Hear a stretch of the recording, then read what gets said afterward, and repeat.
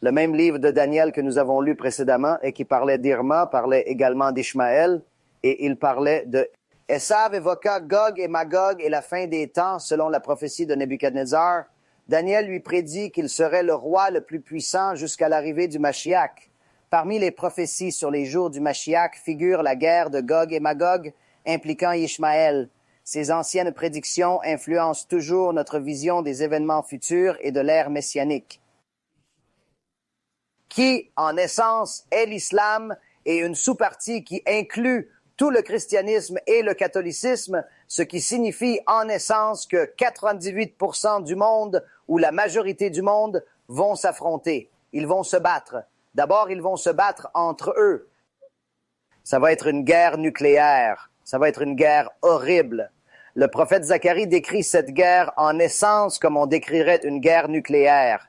Il dit que les yeux vont fondre comme du liquide hors du visage d'une personne. La peau va fondre et ainsi de suite. C'est une guerre nucléaire en essence.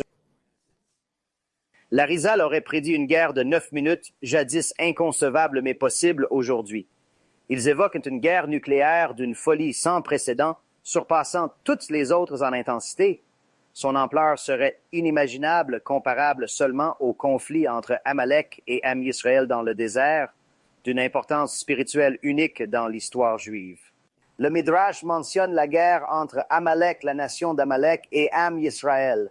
Il est dit que c'est la plus grande guerre de l'histoire, encore plus grande que ce que Gog et Magog va être.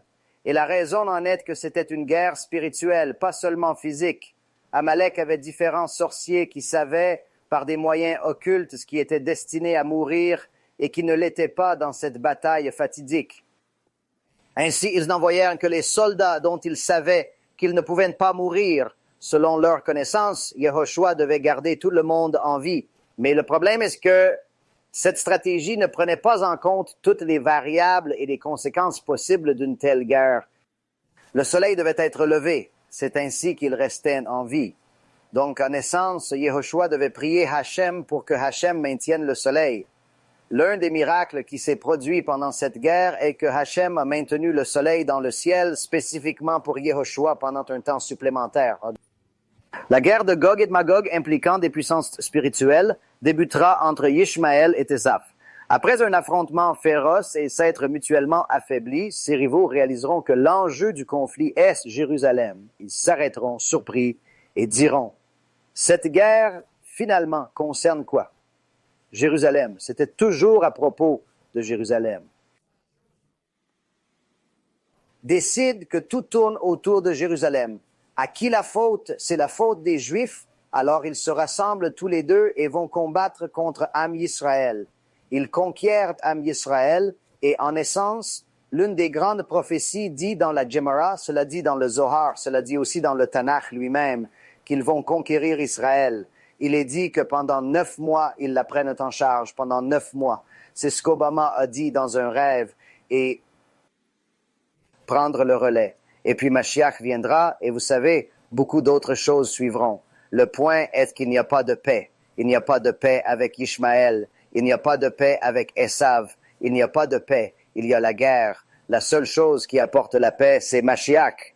Mashiach viendra et apportera la paix en battant tout le monde d'abord et vous détruirez d'abord les méchants, 2/3 du monde mourront, le reste sera testé comme l'or.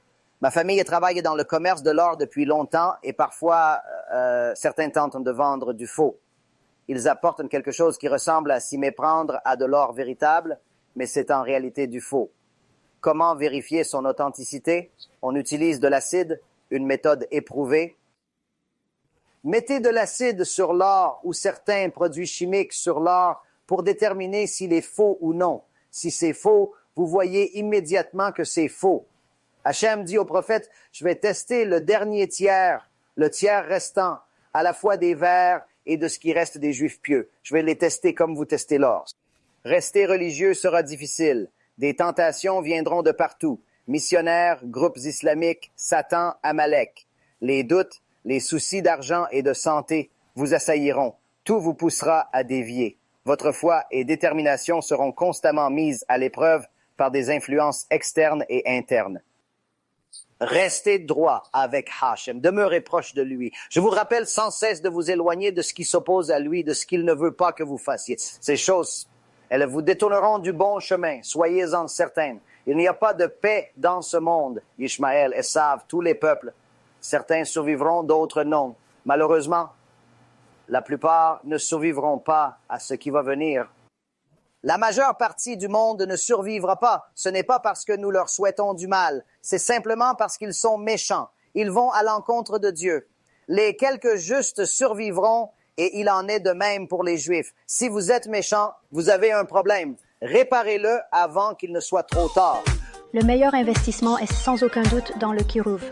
Je vous encourage vivement à ouvrir votre cœur et votre portefeuille pour soutenir cette noble cause.